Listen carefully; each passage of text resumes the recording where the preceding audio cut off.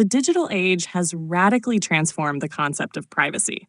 Once thought of as the right to be left alone, privacy now involves complex questions about data ownership, consent, surveillance, and the balance between individual rights and collective security.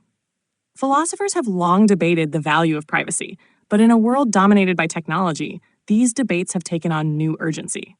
At its core, privacy is deeply tied to the idea of autonomy, the ability to make decisions about one's own life without undue interference.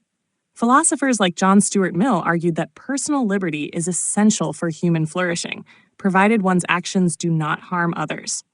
In the digital age, however, our autonomy is increasingly shaped by invisible forces. Data brokers, algorithms, and corporate platforms that gather and analyze our every move. From a utilitarian perspective, some might argue that sacrificing a degree of privacy is acceptable if it leads to greater overall benefits, such as increased security or personalized services.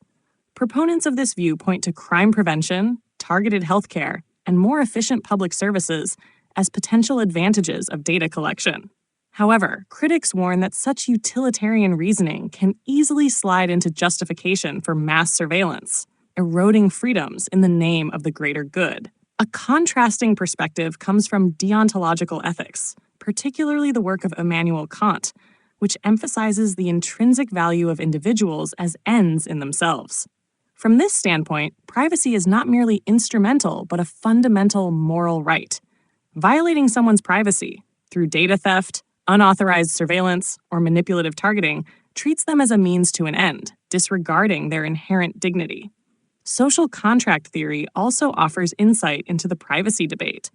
Thinkers like Thomas Hobbes, John Locke, and Jean-Jacques Rousseau envision societies built on agreements between individuals and governing bodies.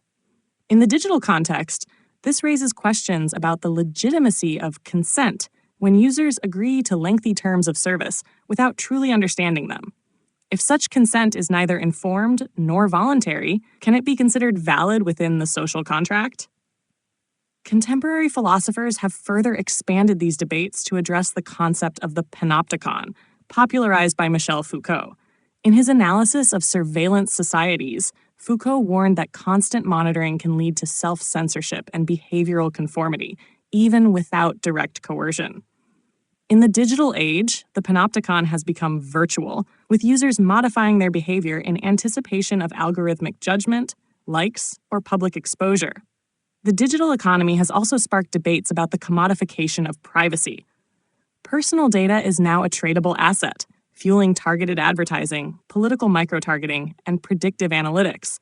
Some argue this represents a fair exchange, free services in return for personal information, while others see it as exploitation, especially when individuals have little real choice but to participate in digital life. From a virtue ethics standpoint, privacy can be seen as essential for cultivating moral character. Without private spaces, both physical and mental, individuals may struggle to reflect, grow, and make authentic choices. Public exposure of every mistake or deviation from the norm can lead to fear-driven conformity, undermining personal growth and societal diversity. Ultimately, philosophical perspectives on privacy in the digital age converge on a central point. Privacy is not an outdated relic in the age of transparency, but a cornerstone of human dignity and democratic freedom. Protecting it requires more than technological safeguards. It demands ethical reflection, legal innovation, and cultural recognition of its value. As technology continues to evolve, we must ask ourselves what kind of society we want to build. Will we accept a world where privacy is a privilege for the few who can afford it? Or will we defend it as a universal right, essential to our humanity? The answer will shape not just the future of privacy, but the very nature of freedom in the digital era.